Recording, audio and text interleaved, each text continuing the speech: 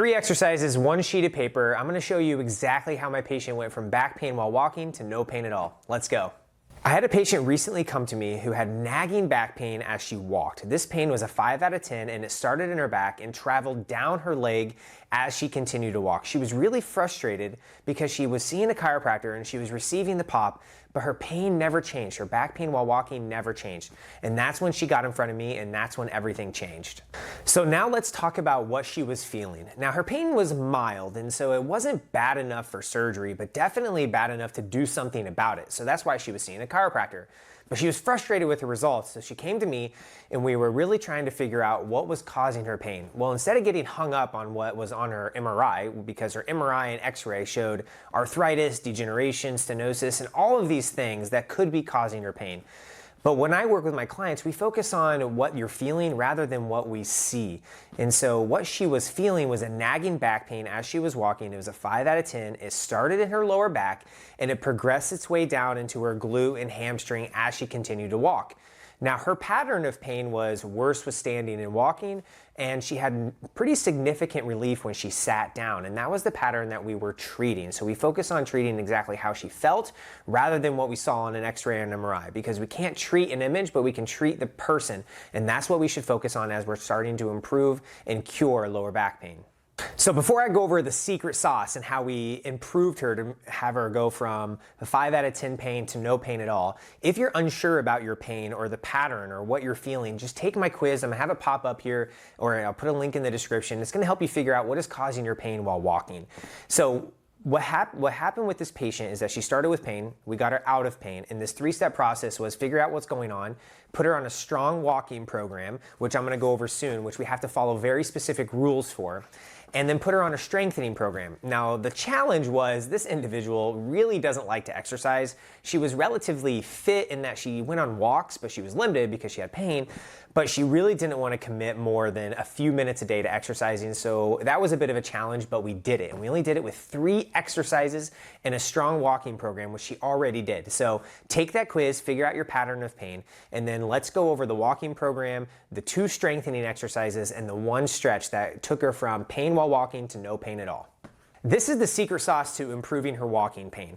It is this ebook that I created, and I'm gonna have it pop up over here and go over very specific sections of it because it's gonna tell you what to do and when. And so a lot of my patients are unsure when they're feeling pain while walking, what to do about it. Should they push through it? Should they not push through it? What does it mean? Does it mean their nerves are being damaged or their back arthritis is getting worse? I'm gonna go over those things because if you have answers to those questions, it improves your confidence and tells you when to push it or pull, right? Pull back from doing what you're doing or push through it so you can actually improve and get better. So these specific nuances are very important. So I'm gonna go over each of those and you're gonna see them pop up over here. Let's have some fun, let's go through it. So the very first thing my patients will typically feel is progressive back pain when they walk. And so if you're starting to walk and the lower part of your back is starting to build in discomfort, that type of discomfort is very important. So if it's just mild tightness and soreness in the lower back itself and it doesn't travel down the legs, that's usually a sign that your muscles are working and not a sign to stop. So I typically tell my clients, if you are at a 3 out of 10 pain and you're starting to walk and you're feeling some tightness and soreness in your lower back, let it go to a 5 before you sit down and rest or before you call it quits with walking, because you want to build the strength in your lower back. That is very important. So that tightness and soreness in your back is to be expected. It's not a red light, but more of a yellow light. Just be aware of your body, and this is a relatively normal thing to feel. Now, numbness and tingling is not treated similarly, and so that is your nerves being tested. And that testing is telling you, hey, you need to be very aware of that. So in this client that I'm referencing, she had that 3 to 5 out of 10 back pain as she continued to walk. It got tight, but then it started traveling down into her glute and the back of her leg as she continued to walk. Well, back stuff is okay, numbness and tingling is not. So when she felt her numbness and tingling, I told her to be aware, and if it starts, that's more of a yellow light, but if it travels down, that's a red light. So yellow light, be aware of it. If it just gets a little tingling in the back of the leg and that's it as you continue to walk, that's okay. If it goes any further down or increases in intensity, that's a red light. You need to stop and do your stretch or whatever you do to relieve your discomfort. That is when you call it quits. And so that's a sign of your nerves being irritated. The space around your nerves isn't super happy. We're gonna go over a couple exercises very soon to improve that space. But as you're doing a strong walking program and you're feeling that discomfort in your back, okay. If you're feeling increased numbness and tingling, not okay. That's a sign of your nerves being tested. We do not want that.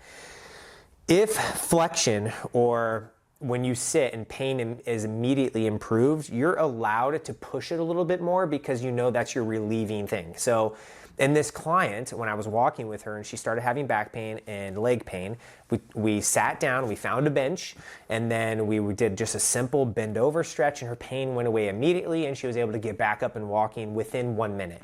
And so if you understand the predictability and the pattern of your pain, it allows you to push it. And so the 5 out of 10 in the lower back, the 2 out of 10 tingling that progresses to a 4 causes you to stop. You do a simple stretch and you no longer have tingling, but your back is still tired. That's okay. Keep going. You want to keep pushing through that and shoot for that 15 minutes of total walking time. So don't be afraid of that numbness and tingling. It's just your nerves being a little bit compressed, but that does get better. I'm going to show you exercises to improve that here in just a second.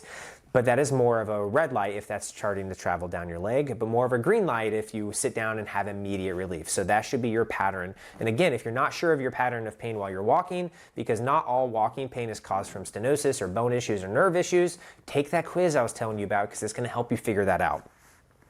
And so the last part of this, the walking program that I put together, and there's a lot more pages in this book that go over exactly what to do on the other days.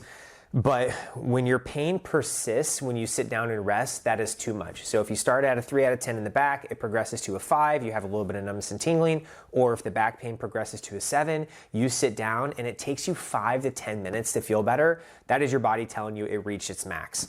1 to 2 minutes and having great relief is relatively normal. If you're waiting that 5 to 10 minutes or so before you have relief, that is a spot you do not want to be. That is telling your body, or your body telling you did too much, which is okay for right now.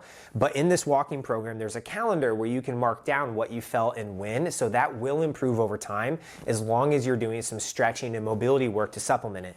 And speaking of stretching and mobility work, I told you there's 3 exercises we're going to go over that are these stretching and mobility work exercises that helped this particular patient who was having lower back pain while walking. So this walking program combined with those exercises took her from pain with walking to pain-free just after about 6 weeks of doing it. Yes, it is work. Yes, it does take time. There is no magic pill. But if you put in the work, you follow the walking program, you do the exercises, I promise you're going to have relief. So let's go over those exercises right now. So the first exercise is a mobility exercise. We're improving space around the nerve. So this is a gapping stretch.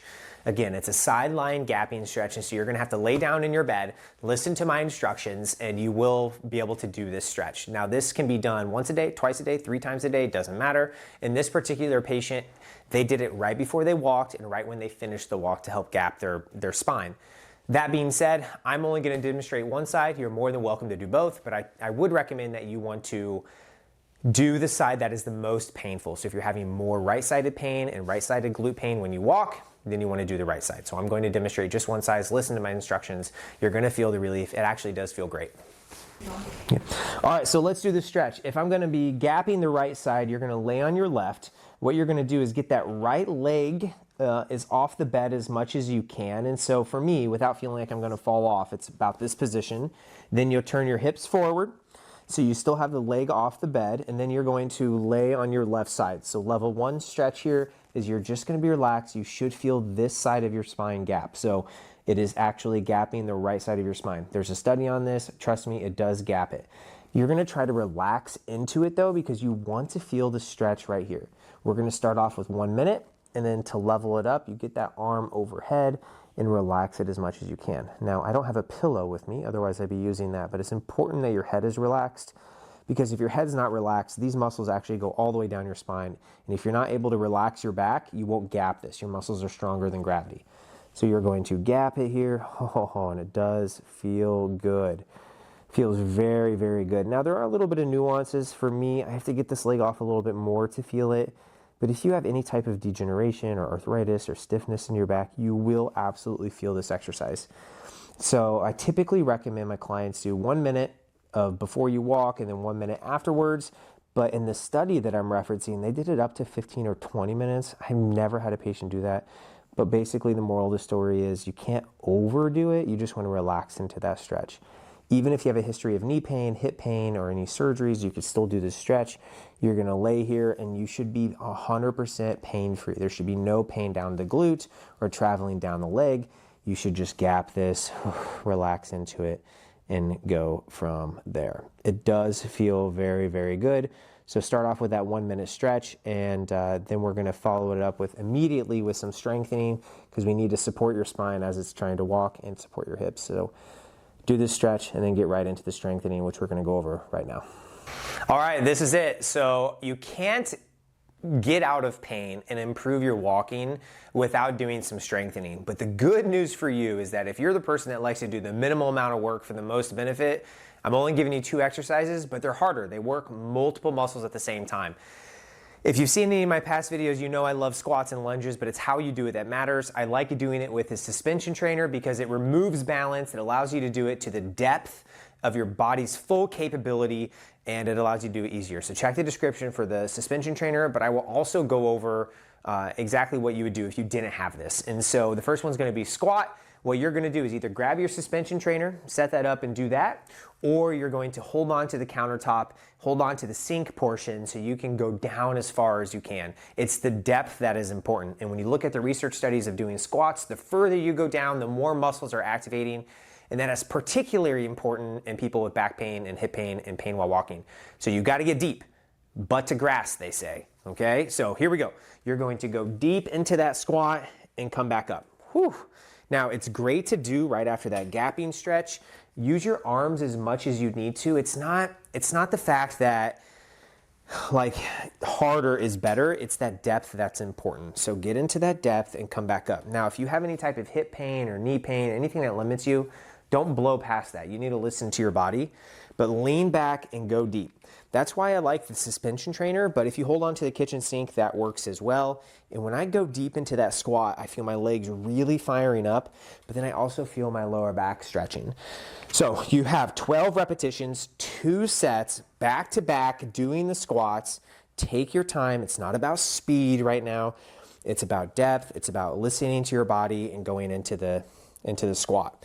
Now, for me and most men, they usually do better with their toes pointed out a little bit in a little wider stance. Women typically already have like a good hip range of motion, so they don't have to set up like that. You can just go down. But going into that depth is really important. And for me, I actually feel my lower back stretch the deeper I go. So use the suspension trainer, use the sink, do your couple sets of 12 of squats right after that gapping stretch and put in the work. If you want to improve walking, this is what you have to do. It's not easy, but it is effective. Then after you do 2 sets of squats, 2 sets of 12, you're gonna go right into the lunges. This is the one that is probably the most important because it replicates walking the most. You're gonna have a big stagger stance. If you're at the countertop, hold on with one hand, or if you have a narrow like kitchen, you can hold on both sides, but at least one hand, one leg in front, tall body, narrow stance, and start with, or long stance, start with just a mini bend. Over time, and by time I mean not a minute from now, I mean a few weeks from now, go a little deeper. Go into that depth because it is important that you want to go deep so you can get more muscle activation. But since walking is this type of stance and your stride length is like this, very effective. So again, 12 repetitions each side. That 12 number has been shown to be the balance between strength and hypertrophy. So let's get some tone into those legs. Let's build up that strength and endurance to improve walking. And if you look at the EMG studies or the studies that measure muscle activation, the lunges and squats activate a lot of muscles at once, including your lower back and your core even. So you don't have to necessarily individualize those muscle groups. You can just go deep into those ranges, and over time, you will improve. You will also know that you'll get a little shorter breath because it works a lot of muscles, and your heart has to work hard to pump that oxygen. So 12 repetitions, and unfortunately, that's 12 each side, folks. So you've got to do 12, 12, rest for a minute, 12, 12. With improving strength while walking, you could do this 3 times a week, but do the gapping stretch every day. So gapping stretch every day before, after you walk. Every other day, do the strengthening. And what that's gonna do, it's gonna allow you to improve strength and endurance at the same time. Now, I referenced the ebook earlier about how to improve walking. It goes into some more nerve exercises, which are very beneficial. You can also look at my revision sciatica book, which goes even further detail if anybody having back pain or leg pain or any type of sciatica, because it's gonna help you figure out what's going on and what to do about it. But I hope you guys enjoyed today's video. We went over exactly what to do and what to feel and what not to feel when you're walking. We went over stretching exercise and 2 strengthening. You can't get any simpler than that. Only 3 exercises in 1 walking program. So check it out, look at that ebook, and I'll leave any questions underneath the video and I'll get back to you. I think it's important to get those questions answered. But as always, guys, stay healthy, keep moving, and take care of yourself.